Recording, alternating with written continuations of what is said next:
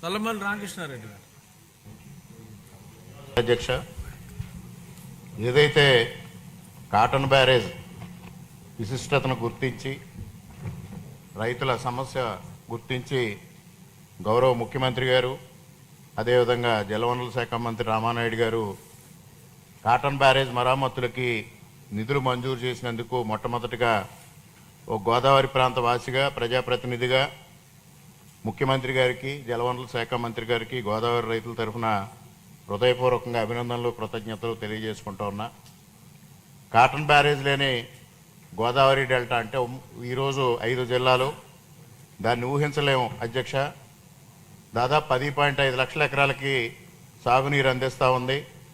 2 కోట్ల మంది ప్రజలకి మంచినీరు అందిస్తూ ఉంది. గోదావరి జిల్లాల్లో పరిశ్రమలకు కానీ లక్షల ఎకరాల్లో చేపల చెరువులకు కానీ నీరు అందిస్తూ ఉంది. ఇంతటి విశిష్టత ఉన్న కాటన్ బ్యారేజ్ని వైసీపీ ప్రభుత్వం పూర్తిగా నిర్లక్ష్యం చేసింది. ఇప్పుడు ప్రశ్న అడగండి.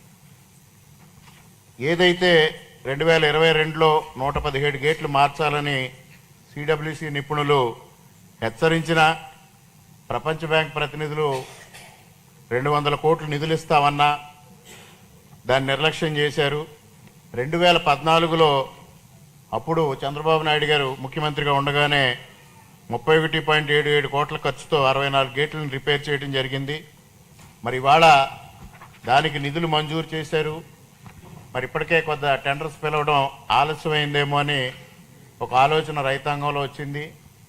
ఏదైతే క్లోజర్ పీరియడ్లో ఉందో క్లోజర్ పీరియడ్లో ఈ గేట్ల మరామతులు పూర్తి చేసి ఉన్న 197 గేట్లలో దాదాపు 117 ప్రమాదకర పరిస్థితుల్లో ఉన్నాయని నిపుణులు చెప్తా ఉన్నారు. కాబట్టి ఆ పనులు వెంటనే మొదలు పెట్టాలి, రైతాంగానికి ఇబ్బంది లేకుండా చేయాలనేది మీ ద్వారా గౌరవ మంత్రి గారికి తెలియజేసుకుంటూ, మరి రైతులకి సాగునీరు అందించే అపర భగీరథుడిగా శ్రీ చంద్రబాబు నాయుడు గారికి పేరుంది. అదేవిధంగా గోదావరి ముద్దుబిడ్డ శ్రీ రామానాయుడు గారు కాటన్ బ్యారేజ్కి ప్రాధాన్యత ఇచ్చి నిధులు ఇచ్చిన విధంగానే గోదావరి డెల్టాలో లాకులు షట్టర్స్ కానీ లాకులు మరామతులు కానీ నిధులు మంజూరు చేసి ఏదైతే లీకేజెస్ ఉన్నాయో దాన్ని అరికట్టి రైతులకు సక్రమంగా సాగునీరు అందించే విధంగా చర్యలు చేపట్టమని కోరుతా ఉన్నా.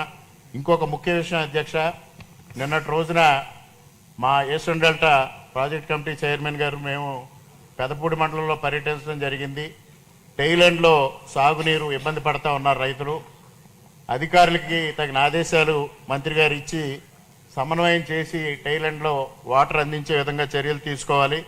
అదేవిధంగా వెంకటనగరం లిఫ్ట్ ఇరిగేషన్ స్కీమ్ ఏదైతే ఉందో అది కనీసం ఒక వారం రోజులు నడిపినట్టయితే రంగంపేట మండలంలో చెరువులు నింపుకుంటే రేపు వేసవిలో నీటికి ఇబ్బంది లేకుండా ఉంటుంది. గోదావరిలో నీరు తక్కువగా ఉందనే కారణంతో అది ఆపరేట్ చేయట్లేదు. మంత్రి గారికి ఈ సందర్భంగా విజ్ఞప్తి చేస్తా ఉన్నా, అన్ని గ్రామాల రైతులు కూడా వెంకటనగరం లిఫ్ట్ ఇరిగేషన్ కనీసం ఒక వారం రోజులు నడపాలని కోరుతా ఉన్నారు.